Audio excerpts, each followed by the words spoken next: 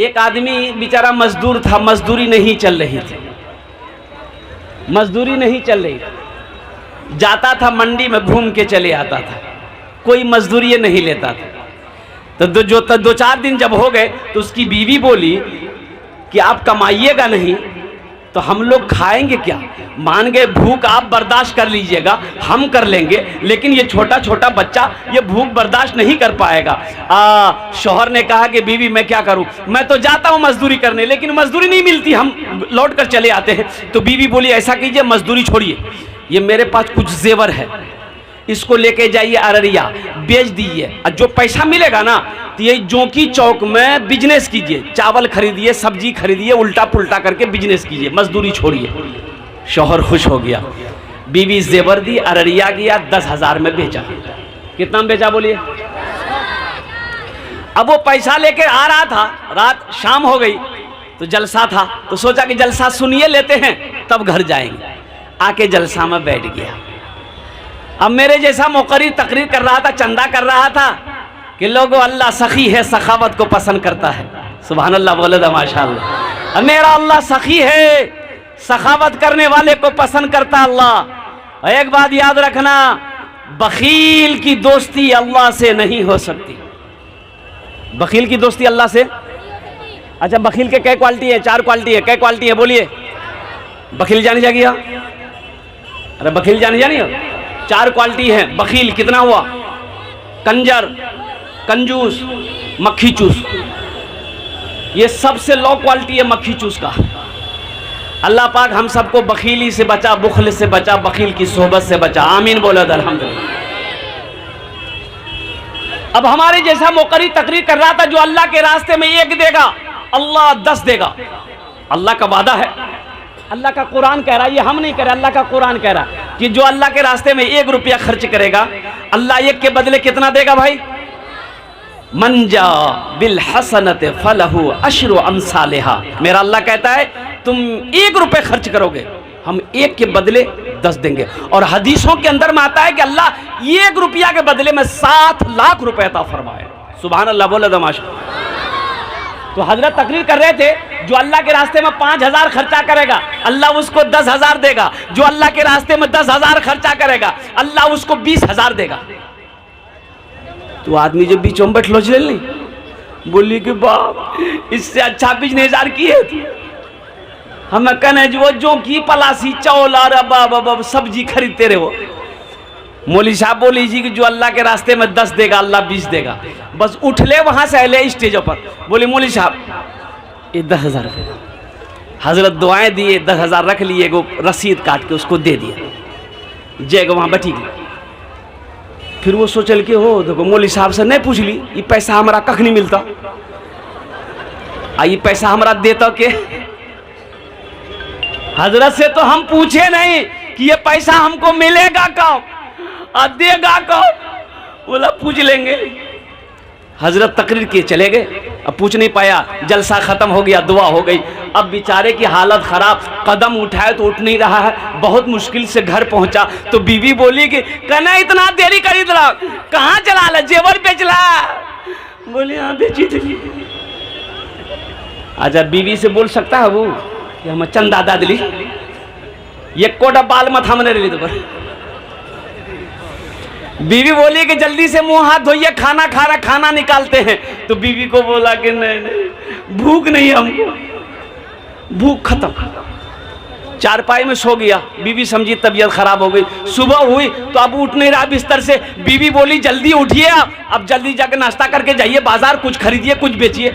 तो बोली बीवी से बोला कि देखे नहीं रंगलाज हमारे बदनाम ताकते नहीं जाए। बोले ताकत की बोलो तो। अब वो कागज को निकाले, देखे रखे, देखे रखे, देखे रखे। तो बीवी पूछी कागजों में कौन चीज निकाले जा, देखे जा, रखे जा। बोली जी फुटकी में ये कागज देखे जी हमारा बड़ा अच्छा लगे। 3 दिन हो गया, 3 दिन हो गया। अब भाई बाथरूम होगा, जब खाना नहीं खाओगे तो बाथरूम होगा। अब भाई बोलो बाथरूम होगा। खाना नहीं खाओगे तो बाथरूम कहां से जाओगे, लेटरिन कहां से जाओगे? ओ बेटा 3 दिन हो गया। 3 दिन पर एहसास हुआ कि हाँ कुछ है, लोटा लिया, बांस के पेड़ में जाके बैठा बेचारा।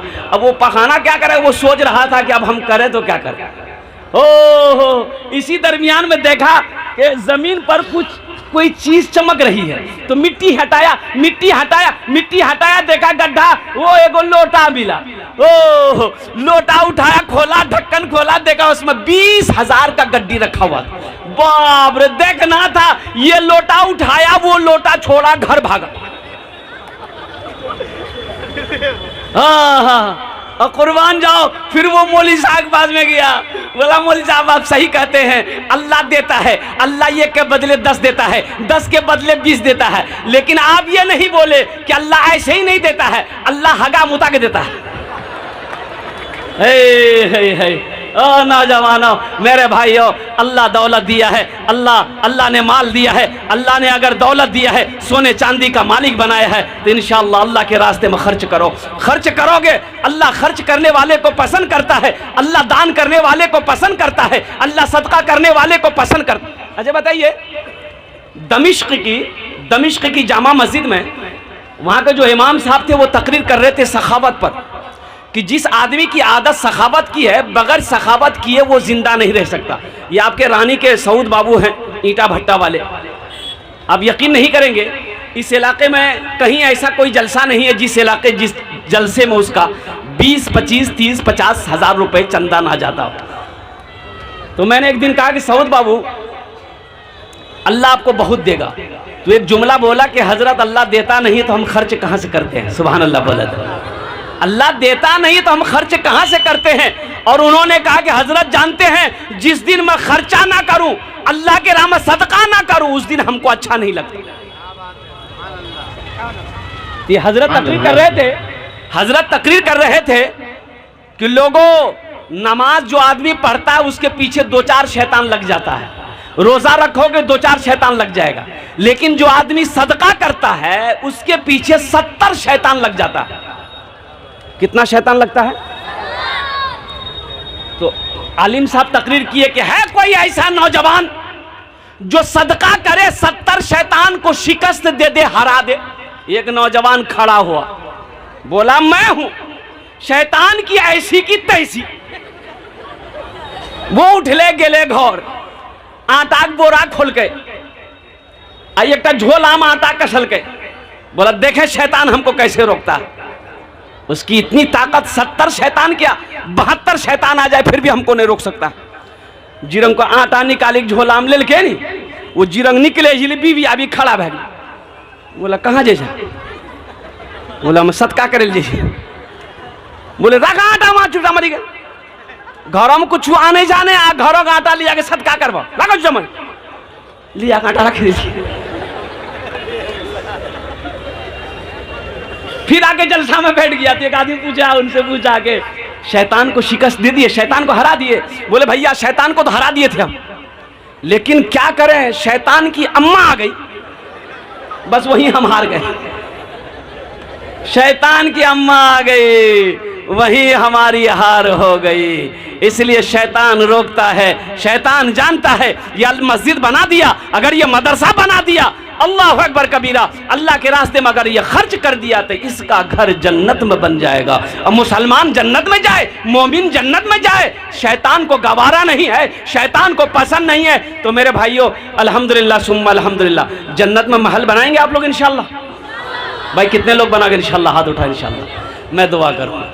अल्हम्दुलिल्लाह सुम्मा अल्हम्दुलिल्लाह, सारे लोगों ने हाथ उठाया है, सारे लोगों ने हाथों को बुलंद किया है। या अल्लाह, जन्नत तो तूने मोमिनों के लिए बनाया है, लेकिन मेरा मौला बहुत सारे रास्ते हैं, उस रास्ते से होकर बंदे जन्नत के अंदर में दाखिल होंगे। मौजूद सामीन किराम, तो 45 बच्चों की दस्तारबंदी है। एक हाफिज कुरान 10 आदमी को जन्नत में लेकर जाएगा। बात समझ में आ गई? बहुत सारे माँ बाप इसमें ऐसे हैं जिसका बेटा बड़ा हो गया, अब ना आलिम बना सकते हैं ना हाफिज कुरान बना सकते हैं। वो तो सोच रहे होंगे क्या, हाँ काश मेरा बेटा भी हाफिज कुरान होता, आलिम दीन होता, मुफ्ती साहब होते, तो हशर के मैदान में अल्लाह मेरे सर पे भी नूरानी ताज सजाता। लेकिन अब तो हो नहीं सकता है। लेकिन उसके लिए एक अमल है। क्या है उसके लिए? बोले भाई, भाई उसके लिए क्या है? एक अमल है ये अमल कर लोगे तो मेरे रब के ख़जाने में किसी चीज़ की कमी नहीं है। मेरा अल्लाह कुरान में इरशाद फरमाता है, इन्नल्लाह अला कुल्ले शैइन कदीर, मेरा अल्लाह हर शे पे कादिर है। जन्नत के 8 दरवाजे हैं और कुर्बान जाओ, शायद अल्लाह जो मकाम हाफिज कुरान के माँ बाप को अता फरमाएगा, वही मकाम इस अमल करने वाले को भी अल्लाह अता फरमा दे।